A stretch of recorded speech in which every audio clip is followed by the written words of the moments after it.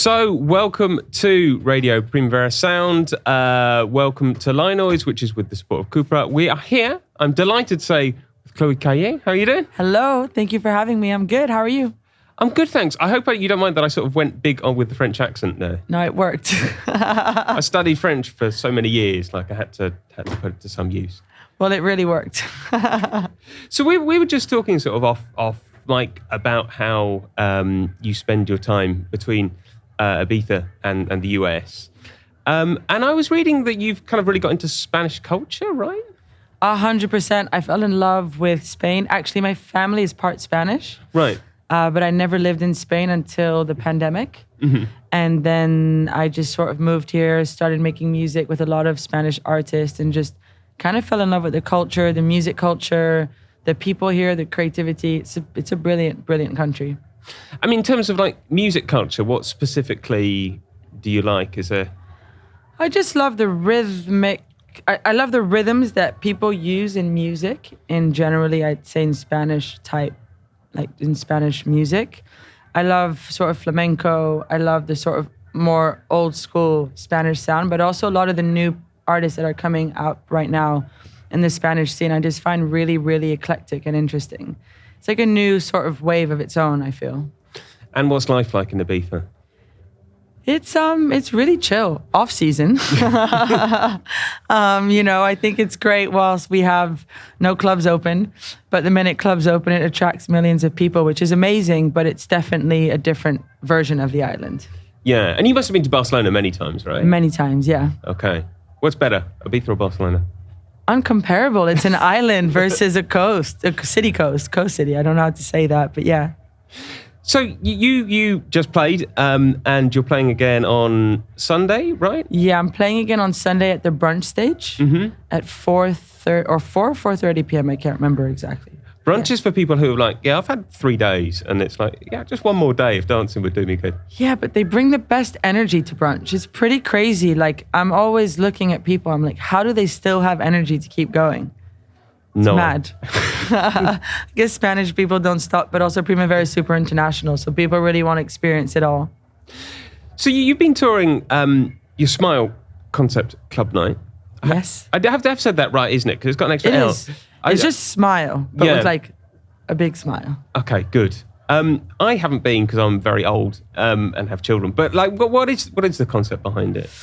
The concept is just basically that I wanted to create my sort of dream club night and tour it around the world in cities that I love, to work with artists that I love, and to create kind of safe spaces for different people from different communities to come and feel free to be who they want to be, but also listen to great artists, discover artists, listen to music on good sound systems in clubs, and just have a great time and dance.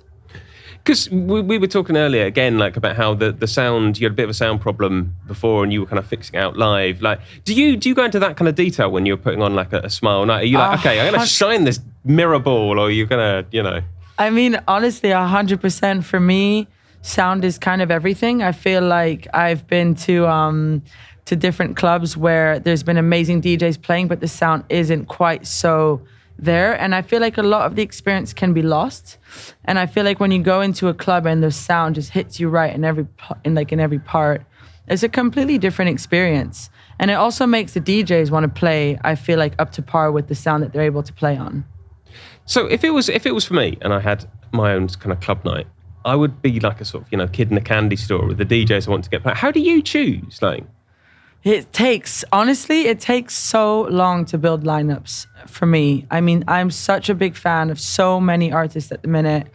I grew up listening to music. Music's always been a core part of my DNA. And right now, the fact that I get to choose is like, it's really stressful because I'm like, right, I need to tell a story. I also need to book people that I really believe are going to be a part of our community, part of our family. But also, it's like everyone that comes, I really want them to feel like they want to be there as well, So it's a combination of a lot of things, but ultimately I want to tell a story throughout the night and kind of help build, so when people walk in the room from the beginning till the end, they're always kind of in some kind of musical journey or vortex or wherever they want to go with it.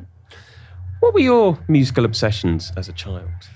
I have to say rock and roll was like my day one sort of love. Bands like Pink Floyd, Big fan of Dire Straits with my family, the Rolling Stones. Kind of classic rock was like a big thing in my house. And then I moved into a bit more underground, weirder, psychedelic, garage rock. And that kind of led. And then I think I was reading you got into Ed Banger and dubstep, right?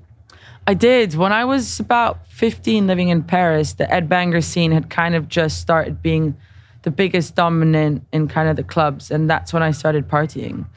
So suddenly it was this sound that kind of Justice, who's playing tonight, was just fueling that. And I just remember hearing all these kind of productions that were, a lot of them rooted in rock music as well, with sort of, the synth sounds, the guitars and all this stuff. And I remember being like, wow, this is different and cool. And then I moved to Bristol during that time where dubstep and drum and bass, were kind of the most, the biggest sounds that during then. So I ended up getting into dubstep. But by accident. It was just because I was living in Bristol. At the time, dubstep was, Scream, Benga, Rusko were kind of in there.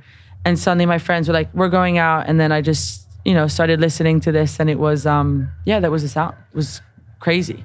Because you went to boarding school in the UK, right? At the age I did. Of I ended up going to music school, which was like a jazz conservatory. And it ended up being really interesting experience to kind of be in a music school in the UK surrounded by, I was like in the middle of nowhere. It was really wild, but it was really cool. SMIILE is also your label. Yeah, it's my label. And your latest single is Last One for Today. Yes. With Nara. It's massively energetic. Yes, I like energy. You've collaborated with quite a lot of people, and what do you look for in a collaboration? Do they have to be like someone you get on with? Do you have to go for like dinner first, or can you do it by email? Or no, I would say I'm more of a social collaborator in the sense that I like to get to know people a little bit and to just know that there will be some kind of connection. I've had the opposite where I've gone into sessions that have just been just really awkward and weird, and you just kind of sit around and like from the minute you start working, you're like, this isn't going anywhere. And I just rather not put myself in those situations. So I like to kind of get to know someone before. I don't mean extensively, but at least have a minute of a hang or, I don't think I've ever worked with anyone I haven't met before or spent a minute speaking to or kind of sharing ideas and knowing that we're on the same page. I have to ask, what on earth was it like to play Madison Square Garden? Oh my God. I mean, as a New Yorker, like I just couldn't believe it. And my whole family came and it was just one of the most surreal experiences. I think I kind of shut down because I was so nervous. It's like 20,000 people? It's more, it's like 36,000. 36,000. And it's so crazy because, you're playing and you look up and the seats kind of go so high up, you can't even see the top. So I just kept looking down at the people in front of me because I was like, I don't want to keep looking up. This is terrifying. But it was good. Difficult sound because it's a stadium and it wasn't quite full yet. So the sound was kind of bouncing around. So it was just like, it was a crazy experience. Was there a moment though, at the end of your set, you're like, okay, last song's on, that you just like allowed yourself to look up and be like, oh my God. Yeah, I looked up and I took it in and I just can't believe that I'm here right now. This is like, as a young kid growing up in New York City and like going to Madison Square Garden for gigs or for actually sports games. Yeah. I never thought in my mind that I'd be playing at Madison Square Garden. And my dad was there and it was just like, this very surreal moment of like, I guess I'm at Madison Square Garden and I had a lanyard. It was just all kind of surreal. And did your dad enjoy it? Was he into it? Yeah, super.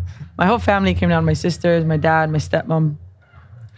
Talking of New York, you have a song called New York, What the Fuck?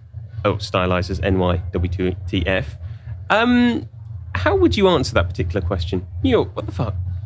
I mean, New York, what the fuck? Like, what, I don't even, like, New York is a what the fuck moment constantly. Like, I feel like after living there basically most of my life, I still go to New York and still get surprised by what I see on an hourly basis there. It's one of the most wildly eclectic and spontaneous and just wild cities I think there is in the world, to be honest. Well, talk to me about spontaneity. What's like the sort of most spontaneous thing you've seen? So many things. I mean, like the other day, I guess I was sitting at a cafe just having a coffee. Not coffee because I don't drink coffee, but like a tea. And there was literally like just a dog on a skateboard that just went past me. And you do a double take and you're like, did I actually just see this? And it's like actually what just happened. And actually a lot of times like New York, just that's normal. No one even looks, people just assume that like, the other day I was also there and I just saw this rat that kept coming up and trying to kind of get up this postman's foot. And he didn't kind of even notice it until I was like, you have a rat climbing up your leg. And he just didn't do anything. He was just there and kind of pushed it away and the rat kept coming and kept coming. And the fourth time he finally like kind of pushed it off, but just so casually, I was like, is anyone else seeing this? Like this is just it's a what the fuck moment, Because I always thought like that they did really care, but they just kind of affected not to, but they just genuinely don't care. It's like, that's a new rat, I just think people in New York are so busy that they don't pay attention to the little things that are happening around. And people are so not afraid to kind of be who they want to be and do things that they just kind of get up to all sorts of things that are out of norm, but publicly. They're not afraid to be who they are in public. That's the second, I was just thinking the second interview in 2 days where we ended up speaking about rats. Whoa. I've got an awful question. You can feel free to ignore it if you like, because this for a DJ, this is bad and good, I think. But like, what's your DJ secret weapon? Oof, as a track? Yeah. You know what? It has to be I Feel Love by Donna Summer.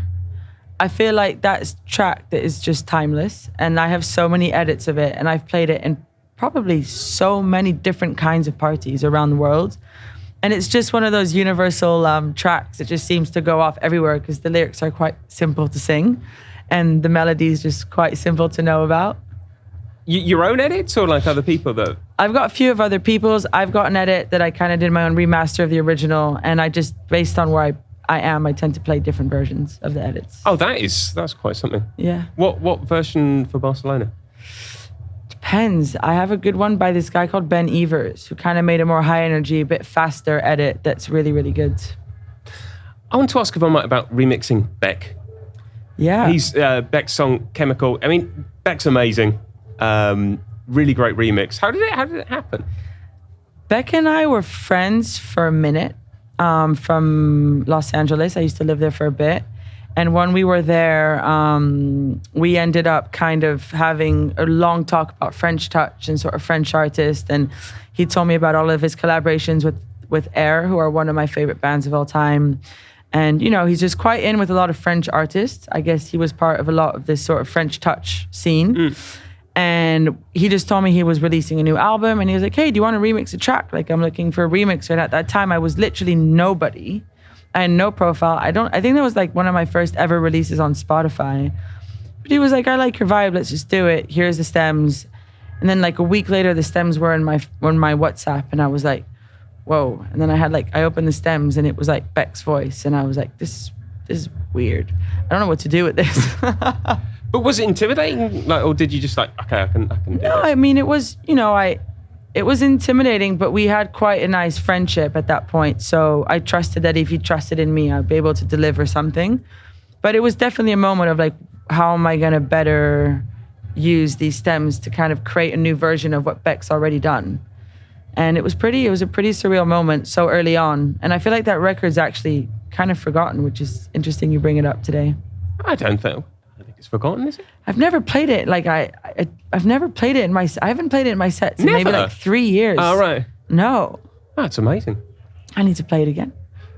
I was interested to see that you did a music business degree, kind of to please your parents, right? 100%. It was all for mom and dad. And then you worked for a label and you worked in management. Does that mean you've got like a very sort of level-headed approach to everything? Everything kind of musical. I mean, I think that for me, a lot of my parents, like my parents really wanted me to kind of pursue more of a business thing because they didn't really think that an artistic career was means to having a sort of, life that you could afford. For them, I think artists, my family don't come from an artistic background. So when I told them I wanted to be a musician, they freaked out. But when I said music business, they were like, okay, that's cool. Like, we understand that a bit more. And I basically tried every single job in the kind of industry that you could until kind of doing a 360 and coming back to just doing my artistic career. And that's when I just felt the happiest. And I think they kind of just saw that and were like, okay, go for it. But they were not happy with the fact that I was, I'm going to be a DJ. They were like late nights, partying. Oh my God. But they're happy now. They actually come to most of the shows that they can. Amazing. Are they here? They're not here, no, but yeah, they do come a lot. Well, look, thank you so much for coming along. 4:00? Was it Sunday or 4? It's 4 or 4:30. I can't 100% remember. 4:30, that kind of time. If you think you haven't got any energy, you have. And if you don't have any energy, you'll get some. 100%. Thank you so much. Thank you for having me.